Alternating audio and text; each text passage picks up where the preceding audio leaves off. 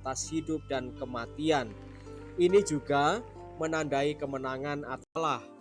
Peristiwa persembahan Yesus di bait Allah menjadi pondasi bagi kehidupan orang percaya masa kini dan masa depan.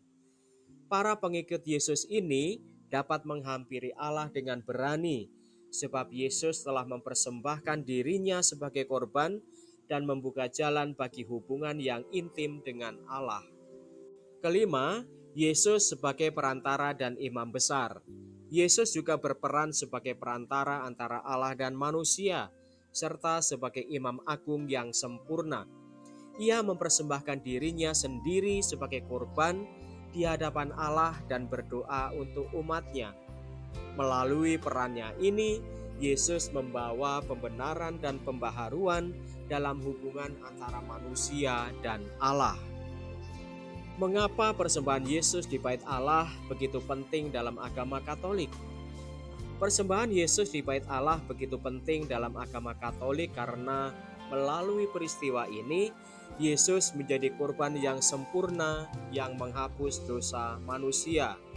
Yesus sebagai anak Allah yang sempurna dan tak bernoda, memberikan kurbannya sendiri untuk menebus umat manusia dari dosa mereka. Dengan demikian, Yesus membuka jalan bagi umat manusia untuk mendapatkan pengampunan dan keselamatan. Apa bedanya persembahan Yesus di bait Allah dengan persembahan kurban hewan di masa lalu?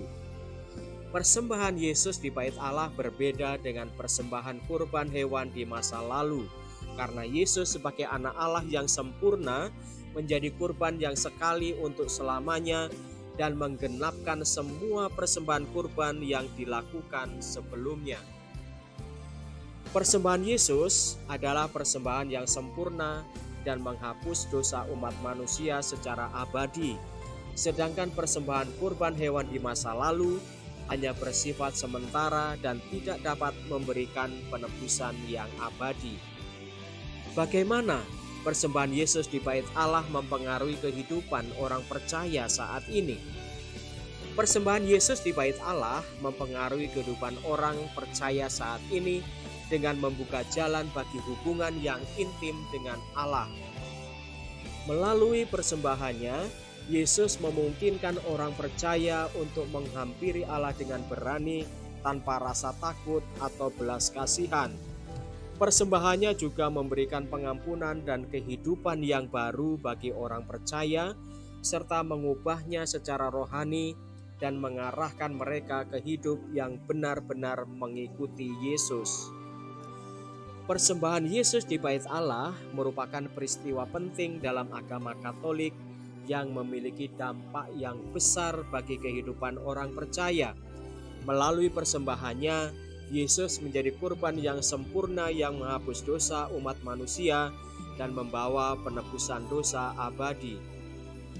Peristiwa ini juga menegaskan kebangkitan Yesus dan kemenangannya atas kematian. Sebagai perantara dan imam besar, Yesus membawa pembenaran dan pembaharuan dalam hubungan antara manusia dan Allah. Bagi orang percaya saat ini, persembahan Yesus membuka jalan bagi hubungan yang intim dengan Allah dan memberikan pengampunan, hidup baru, dan arah hidup yang benar. Dengan pengertian akan pentingnya persembahan Yesus di bait Allah, mari kita mendekatkan diri kepadanya, mengikutinya dan mempersembahkan hidup kita sebagai persembahan yang layak di hadapan Allah. Demikianlah saudari-saudara pembahasan tentang Yesus dipersembahkan di bait Allah. Semoga membantu. Salam.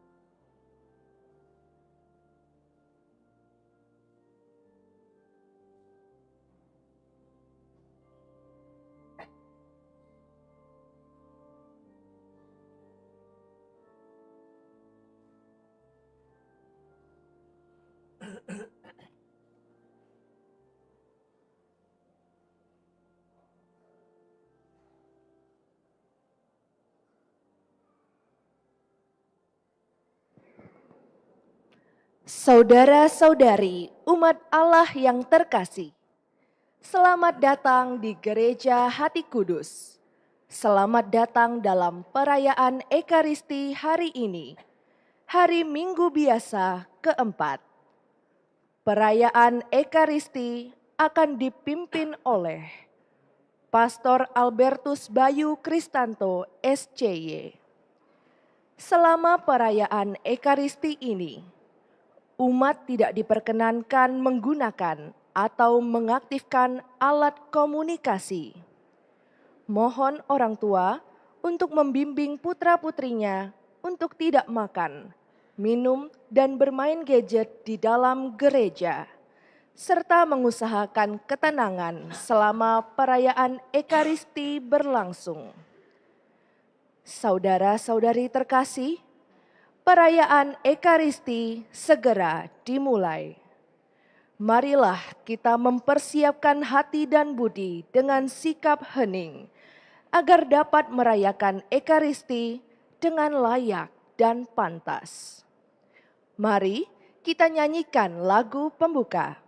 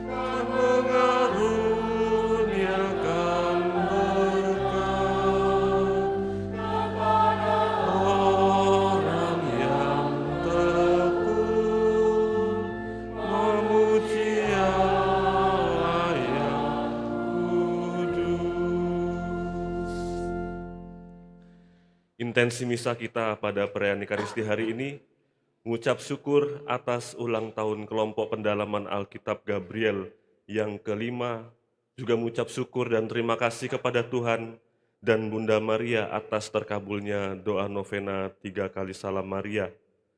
Juga mohon rahmat kesembuhan bagi saudara kita Javiero.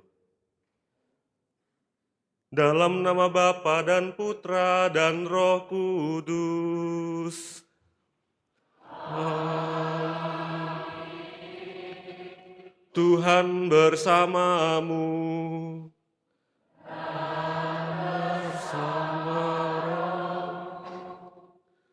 Suster, ibu, bapak, saudari-saudara, kaum muda yang terkasih, selamat pagi.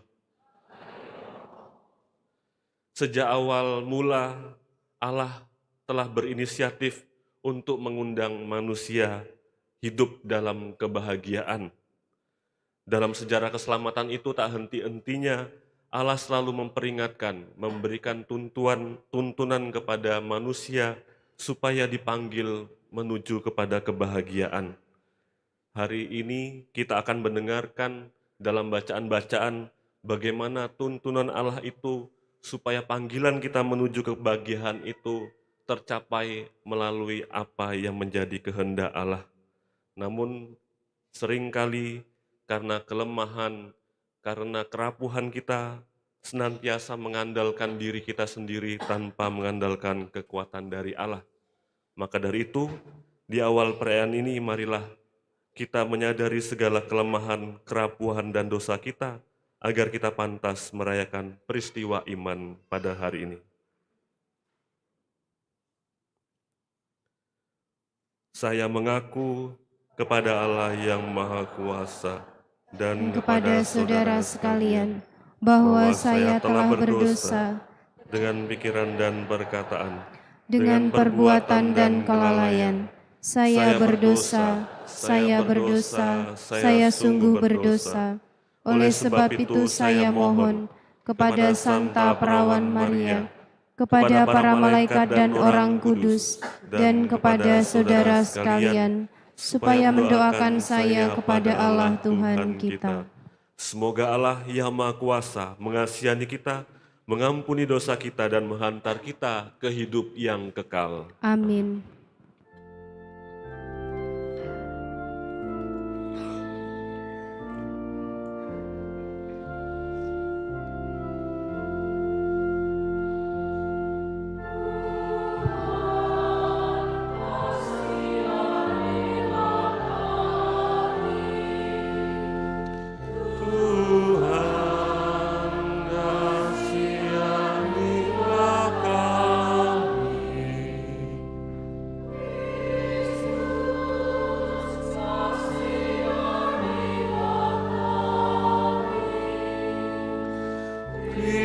Kristus, kasihanilah kami.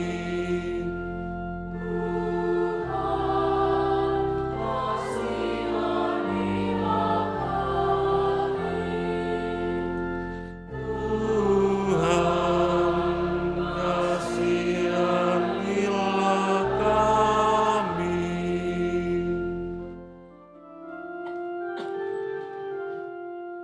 Kemuliaan kepada Allah di surga.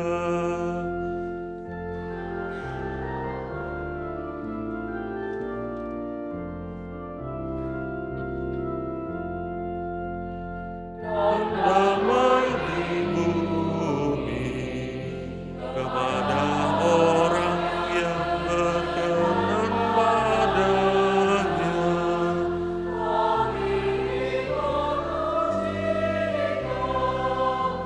Kami melurkan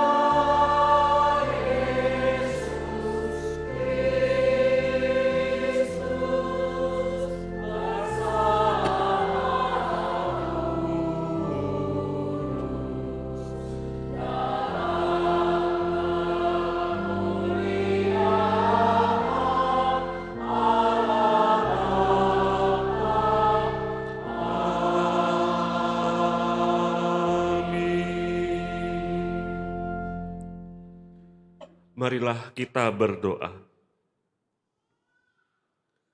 Ya Allah, melalui Putra-Mu Yesus Kristus, Engkau menyampaikan sabda bahagia kepada kaum miskin, lapar, haus, dan menderita.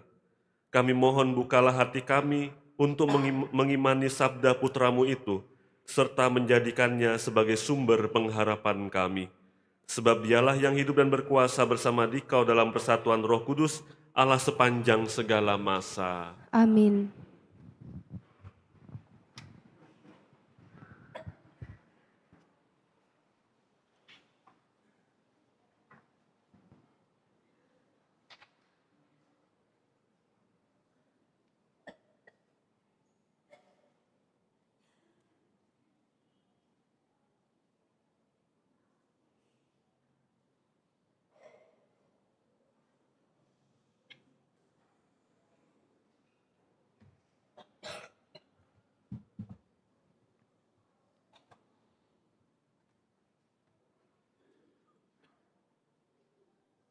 Bacaan dari Nubuat Zefanya. Carilah Tuhan, hai semua orang yang rendah hati di negeri. Hai semua yang melakukan hukum-Nya. Carilah keadilan, carilah kerendahan hati. Mungkin kamu akan terlindung pada hari kemurkaan Tuhan. Dan Allah berfirman, di antaramu akan kubiarkan hidup suatu umat yang rendah hati dan lemah, yang akan mencari perlindungan pada nama Tuhan. Mereka itulah sisa Israel. Mereka tidak akan melakukan kelaliman atau berbicara bohong. Dalam mulut mereka tidak akan terdapat lidah penipu. Sebaliknya, mereka akan seperti kawanan domba yang makan rumput dan berbaring, tanpa ada yang mengganggunya. Demikianlah sabda Tuhan. Syukur kepada Allah.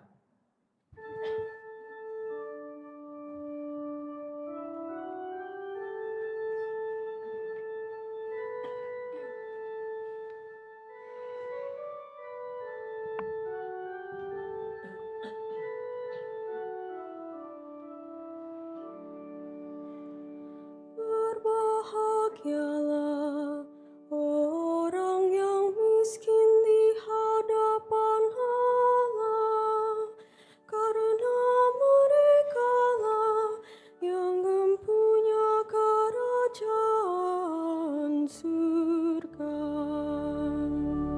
Berbahagialah orang yang miskin di hadapan Allah,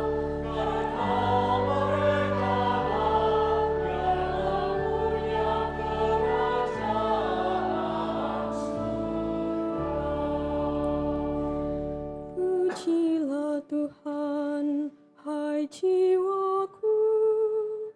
Dialah yang menegakkan keadilan bagi orang diperas dan memberi roti kepada orang-orang yang lapar.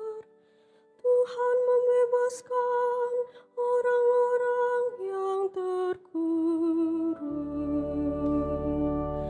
Berbahagialah orang yang miskin di hadapan Allah, karena merekalah yang mempunyai kerajaan surga. Tuhan membuka mata orang buta. Tuhan menegakkan orang yang tertunduk. Tuhan mengasihi orang-orang benar.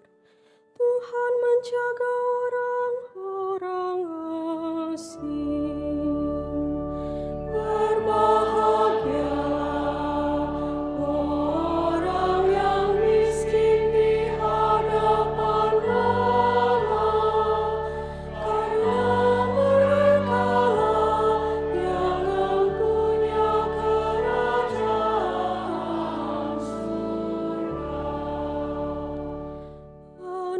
yatim dan janda ditegakkannya kembali. Tetapi jalan orang fasik dibengkokkannya. Tuhan itu Raja untuk selama-lamanya. Allahmu, ya Sion, turun-temurun. Berbahagia orang yang miskin di hadapan Allah, karena merekalah yang mempunyai kerajaan surga.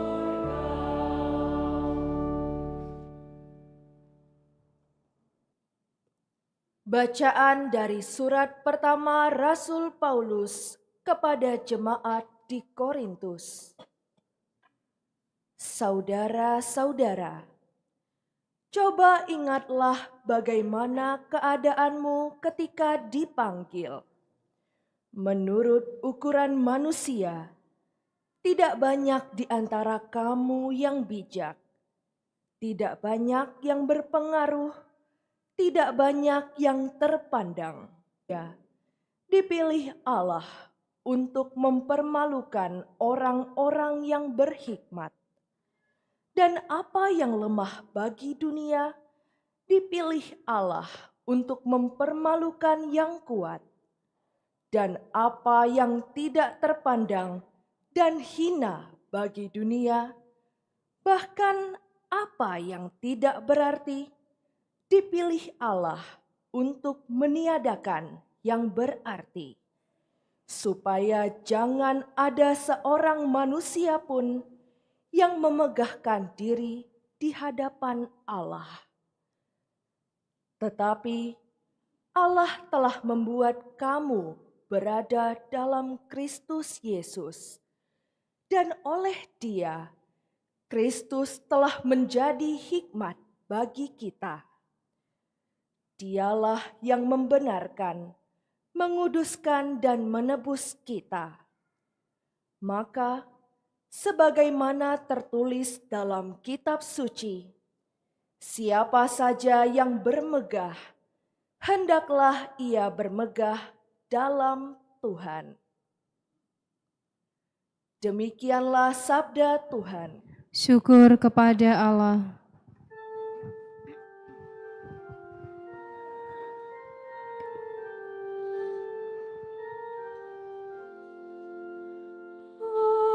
Haleluya, haleluya, haleluya.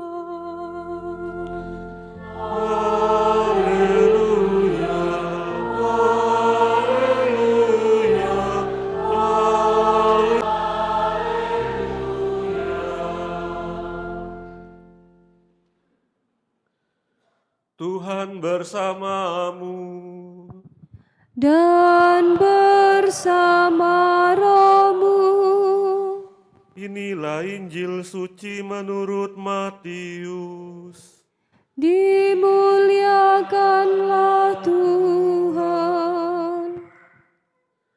Sekali peristiwa, ketika melihat orang banyak, naiklah Yesus ke atas bukit. Setelah ia duduk, datanglah murid-muridnya kepadanya. Lalu Yesus pun mulai berbicara dan mengajar mereka, katanya, "Berbahagialah orang yang miskin di hadapan Allah, karena merekalah yang punya kerajaan surga. Berbahagialah orang yang berduka cita, karena mereka akan dihibur. Berbahagialah orang yang lemah lembut, karena mereka akan memiliki bumi. Berbahagialah orang yang lapar dan haus akan kebenaran, karena mereka akan dipuaskan. Berbahagialah orang yang murah hati, karena mereka akan beroleh kemurahan. Berbahagialah orang yang suci hatinya, karena mereka akan melihat Allah. Berbahagialah orang yang membawa damai, karena mereka akan disebut anak-anak Allah. Berbahagialah orang yang dianiaya demi kebenaran, karena merekalah yang punya kerajaan surga. Berbahagialah kamu jika karena aku kamu dicela dan dianiaya, dan kepadamu difitnahkan segala yang jahat. Bersukacita dan bergembiralah, sebab besarlah upahmu di surga. Demikianlah sabda Tuhan. Terpujilah Kristus.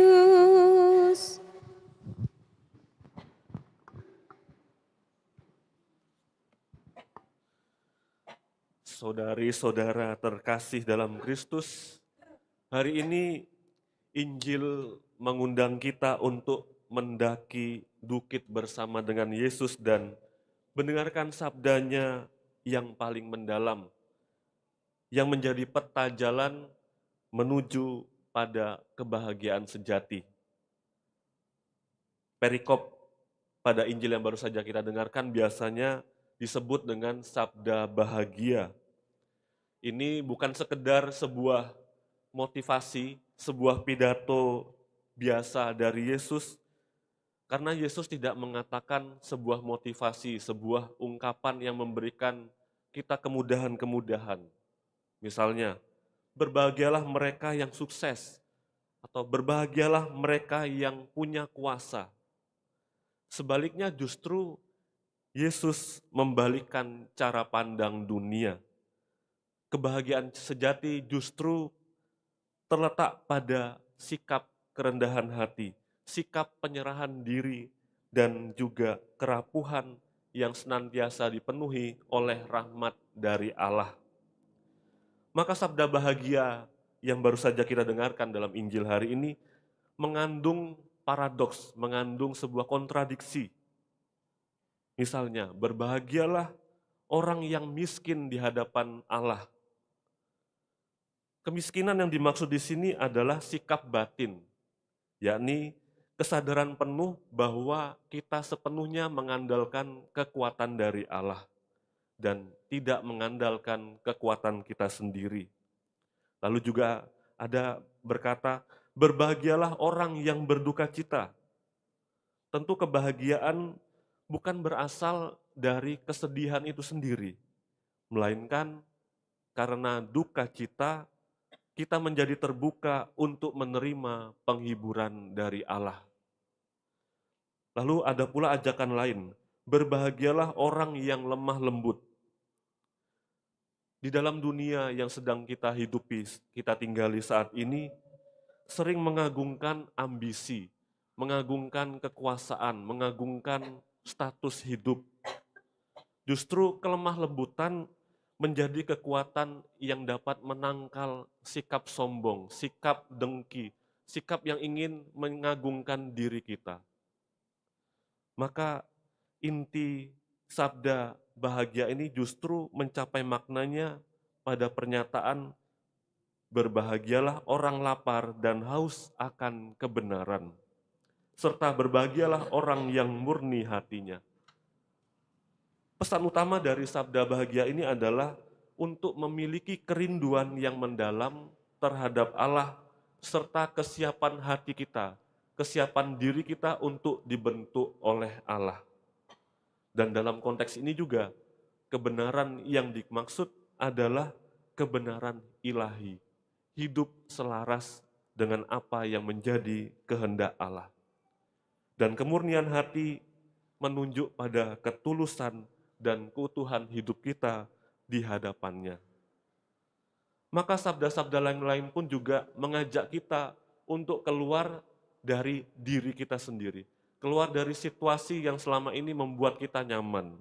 Misalnya, berbahagialah mereka yang membawa damai, yang dianiaya oleh kebenaran, serta yang dicela dan difitnah karena aku. Maka kebahagiaan sejati kita bersumber dari misi yang sedang kita emban di dunia ini sebagai pengikut Kristus. Kebahagiaan yang hakiki, yang sejati terwujud melalui relasi-relasi yang mendatangkan kedamaian, relasi yang berani memperjuangkan kebenaran meski menghadapi resiko-resiko dikucilkan, disingkirkan, atau penganiayaan sekaligus. maka kesetiaan kita pun akhirnya ditantang.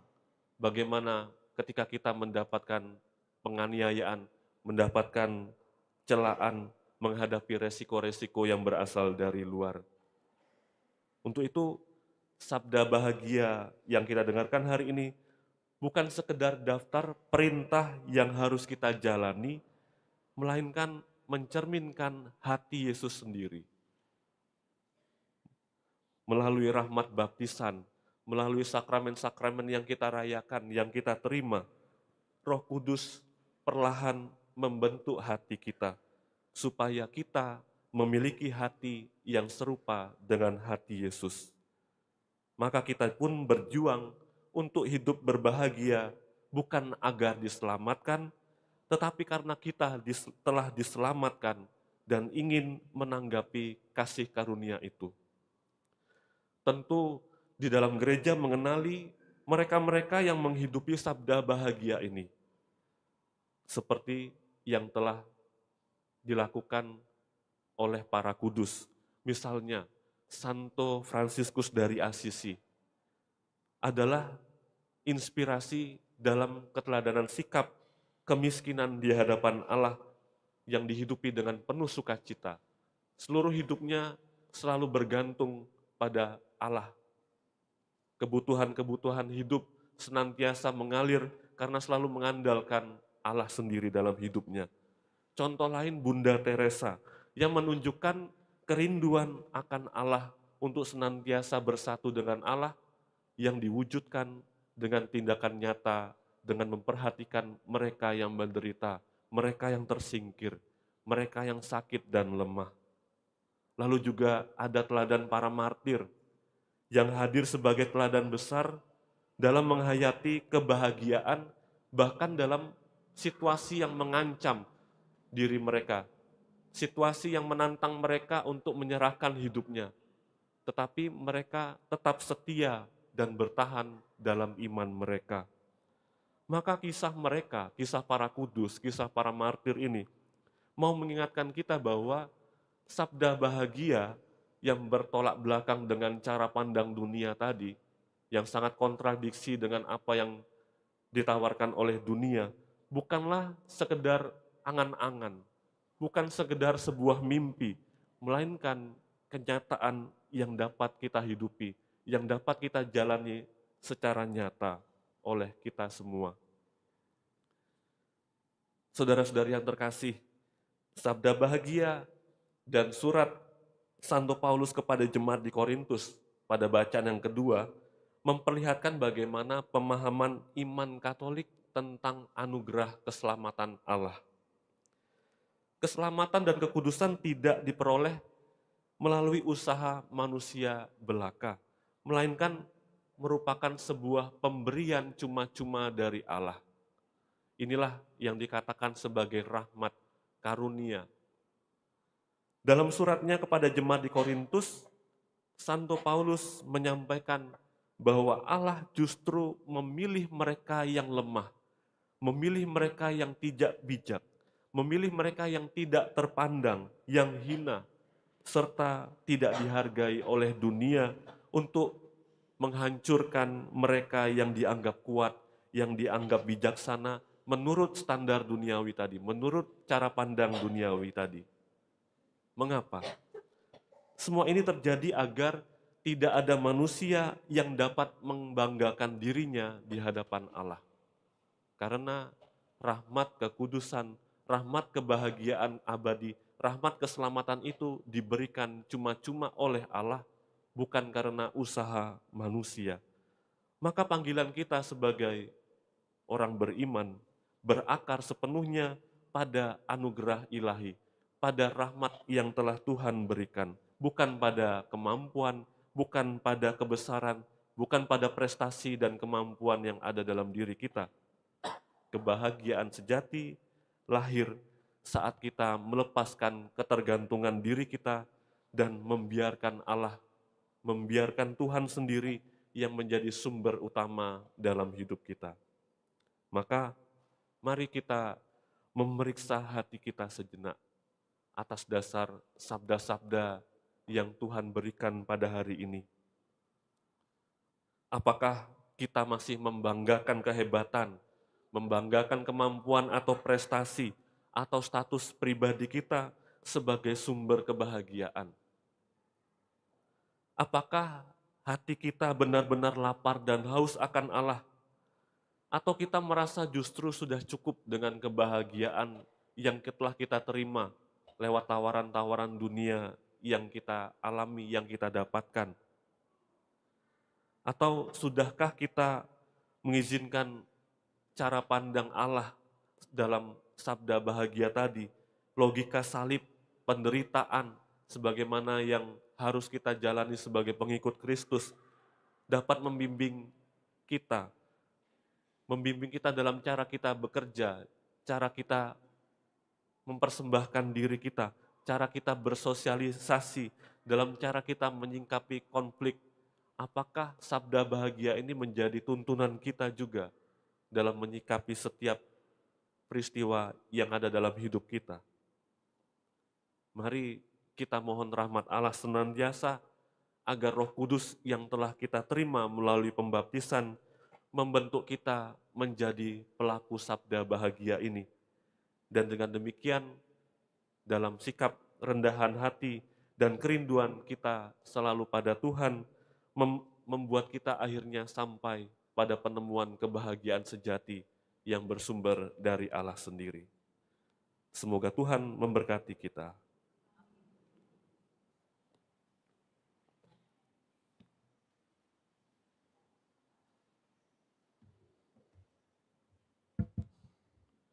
Mari kita bangkit berdiri, kita perbarui iman kepercayaan kita. Aku percaya akan Allah, Bapa yang Maha Kuasa, Pencipta langit dan bumi, dan akan Yesus Kristus, Putranya yang tunggal Tuhan kita, yang dikandung dari Roh Kudus, dilahirkan oleh perawan Maria, yang menderita sengsara, Pontius Pilatus, disalibkan, wafat dan dimakamkan, yang turun ke tempat penantian, pada hari ketiga bangkit dari antara orang mati, yang naik ke surga, duduk di sebelah kanan Allah Bapa yang Maha Kuasa. Dari situ Ia akan datang mengadili orang hidup dan yang mati. Aku percaya akan Roh Kudus, Gereja Katolik yang kudus, persekutuan para kudus, pengampunan dosa, kebangkitan badan, kehidupan kekal. Amin. Kristus mengajak kita untuk selalu bersuka cita dan berbahagia sebagai putra-putri Allah Bapa yang Maha Kasih. Marilah kita panjatkan doa kita kepada Bapa, sumber kebahagiaan sejati kita. Tinggallah bersama kami umat-Mu ya Tuhan. Bagi para pemimpin gereja, semoga para pemimpin gereja menunaikan tugas pelayanan mereka dengan rendah hati seturut teladan Kristus yang datang untuk melayani dan bukan dilayani. Marilah kita mohon. Tinggallah bersama kami umat-Mu ya Tuhan. Bagi orang tua kaum remaja, semoga para orang tua kaum remaja selalu sabar dan tekun dalam membimbing anak-anaknya ke arah kedewasaan seturut kehendak Allah. Marilah kita mohon. Tinggallah bersama kami umat-Mu ya Tuhan.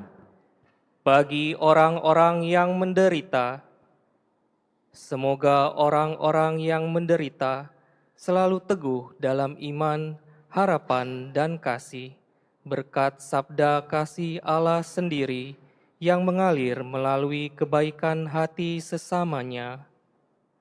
Marilah kita mohon. Tinggallah bersama kami umat-Mu ya Tuhan. Bagi kita sendiri, semoga kabar sukacita Injil senantiasa membimbing dan meneguhkan kita dalam menghayati semangat Kristus di tengah masyarakat. Marilah kita mohon. Tinggallah bersama kami umat-Mu ya Tuhan. Ya Bapa yang Maha Baik, dengarkanlah doa-doa kami. Berilah agar kami senantiasa bersemangat miskin dan rendah hati demi keselamatan sesama seturut teladan Yesus Kristus Putramu dan pengantara kami. Amin.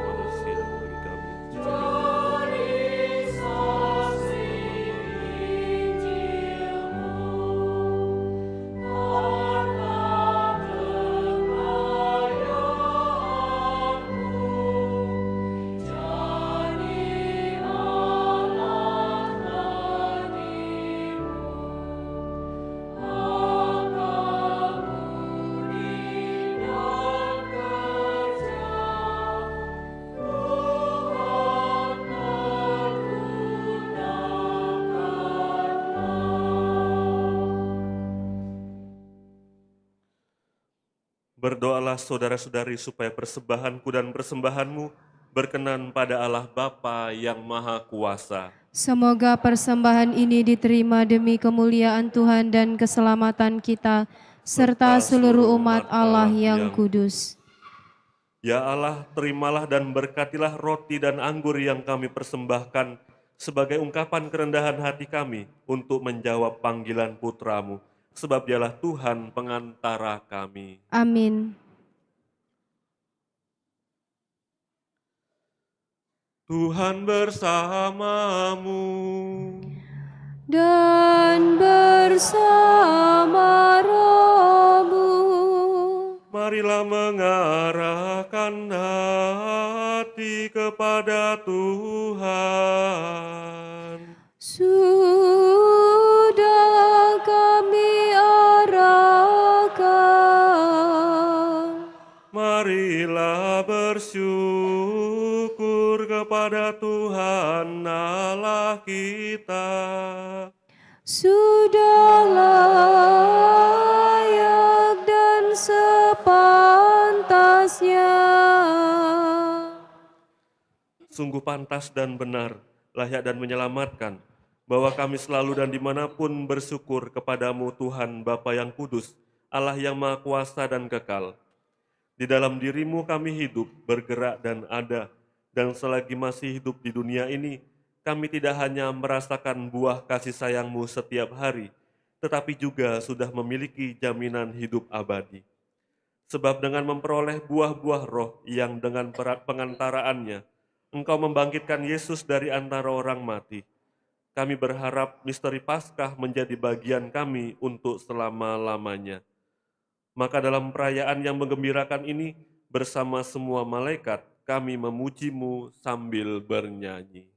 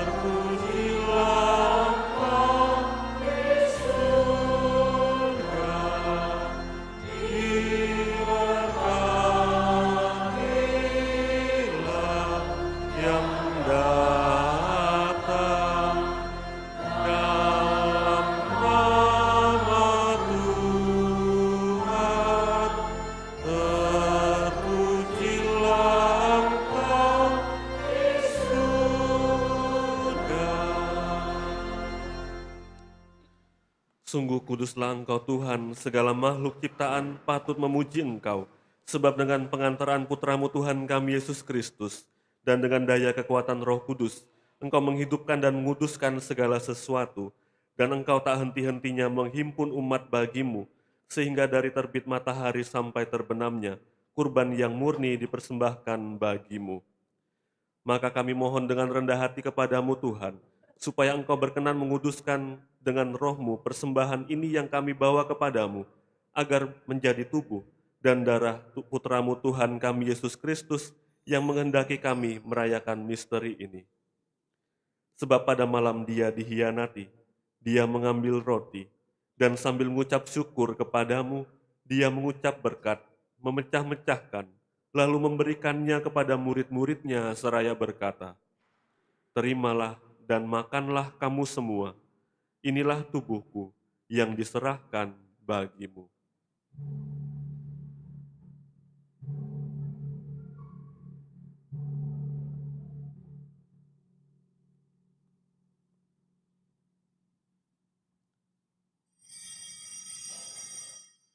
Demikian pula sesudah perjamuan, Dia mengambil piala, dan sambil mengucap syukur kepadamu, Dia memberkati dan memberikannya kepada murid-muridnya seraya berkata, "Terimalah dan minumlah kamu semua. Inilah piala darahku, darah perjanjian baru dan kekal, yang ditumpahkan bagimu dan bagi semua orang demi pengampunan dosa. Lakukanlah ini sebagai kenangan akan daku."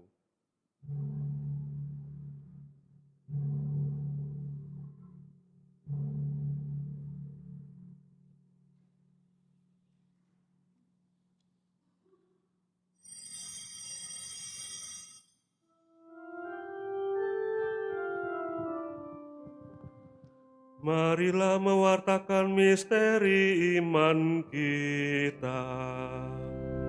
Setiap kali kami makan roti ini dan minum dari piala ini, wafat-Mu Tuhan kami wartakan hingga Engkau datang. Maka Tuhan sambil mengenangkan sengsara Putramu yang menyelamatkan, kebangkitannya yang mengagumkan, dan kenaikannya ke surga, sambil mengharapkan kedatangannya kembali, kami mempersembahkan kepadamu kurban yang hidup dan kudus ini, seraya mengucap syukur. Kami mohon pandanglah persembahan gerejamu, dan indahkanlah korban yang telah mendamaikan kami dengan Dikau. Perkenankanlah agar kami dipulihkan dengan tubuh dan darah Putramu, dipenuhi dengan Roh Kudusnya, dijadikan satu tubuh dan satu roh dalam Kristus. Semoga kami disempurnakan olehnya menjadi persembahan abadi bagimu, agar kami pantas mewarisi kebahagiaan surgawi bersama para pilihanmu, terutama bersama Santa Perawan Maria, Bunda Allah, Santo Yosef mempelainya, para rasulmu yang kudus dan para martirmu yang jaya, dan semua orang kudus yang melalui doa-doa mereka di hadapanmu senantiasa menolong kami. Kami mohon Tuhan, semoga korban yang mendamaikan ini menghasilkan damai dan keselamatan seluruh dunia. Semoga Engkau berkenan memperkuat gerejamu yang sedang berziarah di bumi ini dalam iman dan cinta kasih, bersama hamba-Mu Paus kami Leo ke-14, Uskup kami Yohanes, Uskup Emeritus Aloysius, bersama semua uskup dan semua rohaniwan, serta seluruh umat kesayangan-Mu. Dengarkanlah dengan rela doa-doa umat-Mu yang Kau perkenankan berhimpun di sini. Bapa yang Maha Rahim, persatukanlah bagimu semua anak-Mu dimanapun mereka berada dengan belas kasih. Terimalah dengan rela ke dalam kerajaan-Mu saudara-saudari kami yang telah meninggal dan semua orang yang berkenan padamu yang telah beralih dari dunia ini. Kami berharap di sanalah mereka menikmati kepenuhan kemuliaan-Mu selamanya. Dengan pengantaran Kristus Tuhan kami, melalui Dia Engkau melimpahkan segala kebaikan kepada dunia. Dengan pengantaraan Dia, bersama Dia dan dalam Dia, bagi-Mu Allah Bapa yang Maha Kuasa, dalam persekutuan dengan Roh Kudus, segala hormat dan kemuliaan sepanjang segala masa. Amin. Amin. Amin.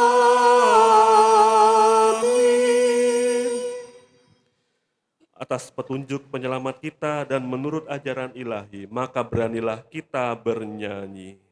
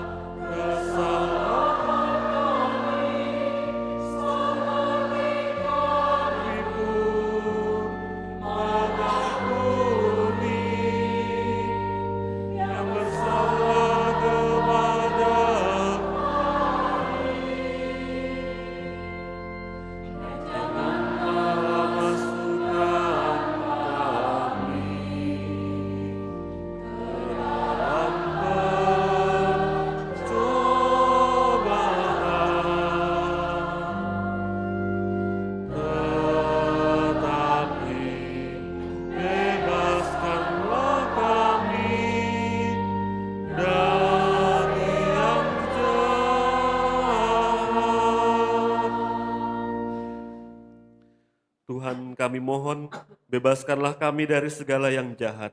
Sudilah memberi damai sepanjang hidup kami, supaya kami yang telah dikuatkan oleh kelimpahan belas kasih-Mu, selalu bebas dari dosa dan dijauhkan dari segala gangguan, sambil menantikan harapan yang membahagiakan dan kedatangan penyelamat kami, Yesus Kristus. Allah Raja yang mulia dan berkuasa untuk selama-lamanya. Tuhan Yesus Kristus, Engkau telah bersabda kepada para rasul-Mu, damai-Ku kutinggalkan bagimu, damai-Ku kuberikan kepadamu. Janganlah memperhitungkan dosa kami, tetapi perhatikanlah iman gereja-Mu, dan berilah kami damai dan kesatuan sesuai dengan kehendak-Mu. Engkau yang hidup dan meraja sepanjang segala masa. Semoga damai Tuhan selalu bersamamu dan bersama roh.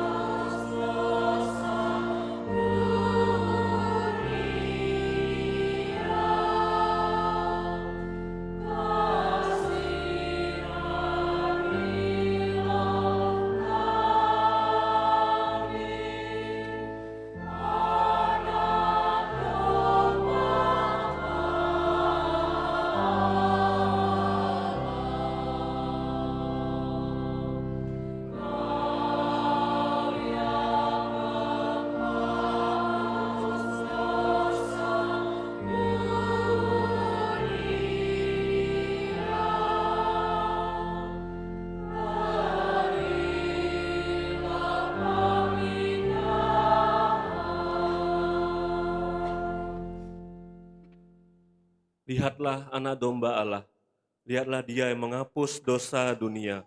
Berbahagialah kita yang diundang ke perjamuan anak domba. Tuhan, saya tidak pantas Tuhan datang kepada saya, tetapi bersabdalah saja, maka saya akan sembuh.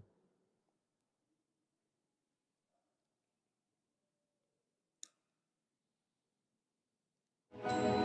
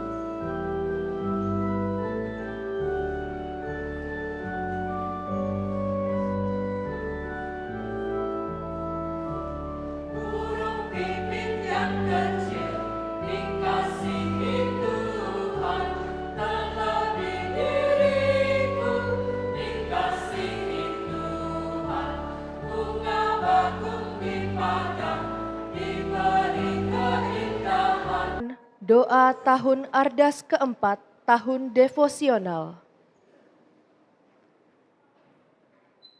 Allah Bapa, pencipta semesta alam, Engkaulah Tuhan Maha Tinggi dan Maha Kasih.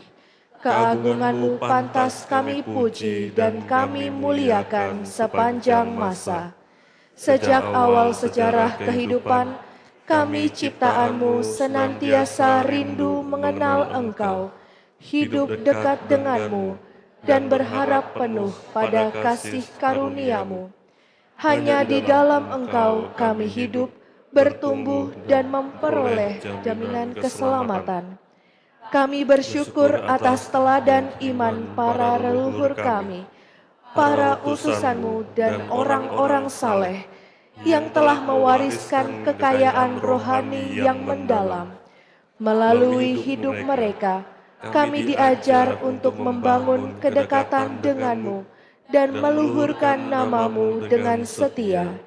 Dalam keselarasan tutur kata dan tindakan, mereka berusaha hidup seturut kehendak-Mu, serta menemukan jalan untuk memuliakan Dikau dan menghormati para kudus-Mu.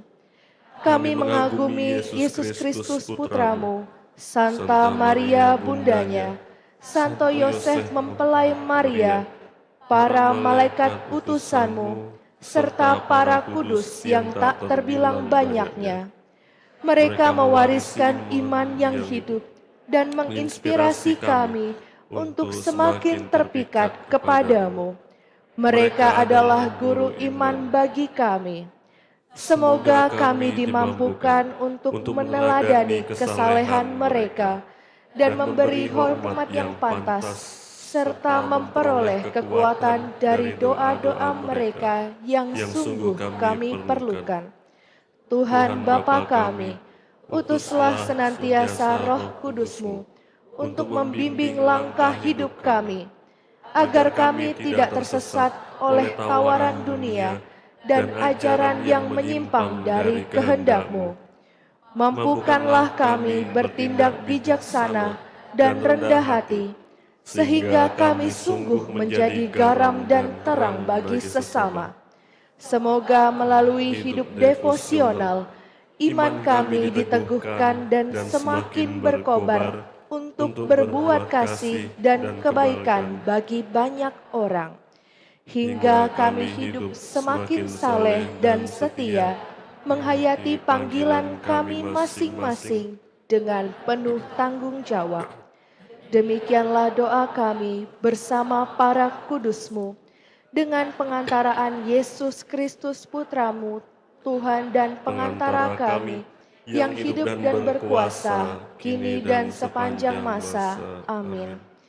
Kemuliaan kepada Bapa dan Putra dan Roh Kudus, seperti pada permulaan, sekarang, selalu, dan sepanjang segala abad. Amin. Para kudus Allah, doakanlah kami. Marilah kita berdoa. Ya Allah, kami bersyukur kepadamu, karena melalui sakramen Ekaristi ini, Engkau telah menguatkan kami.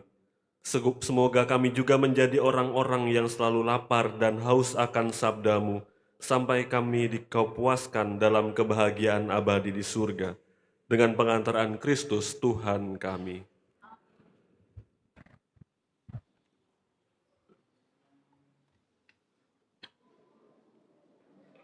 Warta Gereja 1 Februari 2026. 1. Pendaftaran lektor dan lektris. Dibuka pendaftaran lektor dan lektris dengan syarat sebagai berikut. Sudah menerima komuni pertama, usia minimal 15 tahun dan maksimal 45 tahun. Mampu membaca dengan artikulasi yang jelas dan baik, bertanggung jawab, serta bersedia disiplin dalam mengikuti latihan. Pendaftaran dapat menghubungi Saudari Clara Revania atau Ibu Atin. 2. Pendaftaran pemazmur. Dibuka pendaftaran untuk pemazmur dengan syarat mampu membaca notasi dengan cukup baik, berkomitmen untuk melayani, terutama dalam menyanyikan mazmur. Pendaftaran silahkan menghubungi Saudara Ikang atau Saudari Olin. 3. Pendaftaran organis. Dibuka pendaftaran untuk organis. Pendaftaran silahkan menghubungi Saudara Yosef Fernando. 4. Panitia Imlek. Dalam semangat keluarga, harmoni dan kasih, Panitia Imlek Paroki Hati Kudus mengajak Bapak, Ibu, Saudara-saudari untuk ambil bagian dalam donasi kasih demi terselenggaranya rangkaian perayaan Imlek 2026. Donasi dapat ditransfer ke rekening Paroki Hati Kudus, akhiran nominal 88. Berita transfer donasi Imlek. Mohon kirimkan bukti transfer kepada Panitia Imlek. Kontak person Ibu Santi Chandra atau Ibu Huang Xiufang. 5. Seksi Sosial Paroki Hati Kudus. Penerima bantuan Seksi Sosial Paroki Hati Kudus, silahkan mengambil bantuan pada Minggu 8 Februari pukul 9 sampai dengan 11. 6. Laporan kolekte Minggu 25 Januari 2026. Kolekte pertama sejumlah Rp30.752.000. Kolekte kedua sejumlah Rp17.562.000. Terima kasih atas persembahan dan kemurahan hati umat. Demikianlah warta gereja minggu ini. Sebelum meninggalkan gereja, diharapkan umat tidak meninggalkan sampah, tisu, masker, dan lain-lain di dalam dan di luar gereja. Terima kasih, Tuhan memberkati. Terima kasih pula untuk partisipasi kehadiran kita dalam perayaan Ekaristi hari ini, juga kepada seluruh petugas liturgi, kur, putra-putri altar, lektor, pemazmur, prodiakon, tim multimedia dan juga tim komunikasi sosial, dan seluruh yang hadir dalam perayaan Ekaristi hari ini. Semoga Tuhan memberkati niat-niat baik kita. Mari kita bangkit berdiri, kita persiapkan hati untuk menerima berkat dari Tuhan. Tuhan bersamamu. Dan bersama rohmu. Semogalah Yang Maha Kuasa memberkati saudara sekalian, Bapa dan Putra dan Roh Kudus. Amin. Saudara-saudari, pergilah, perayaan Ekaristi kita sudah selesai. Syukur kepada Allah.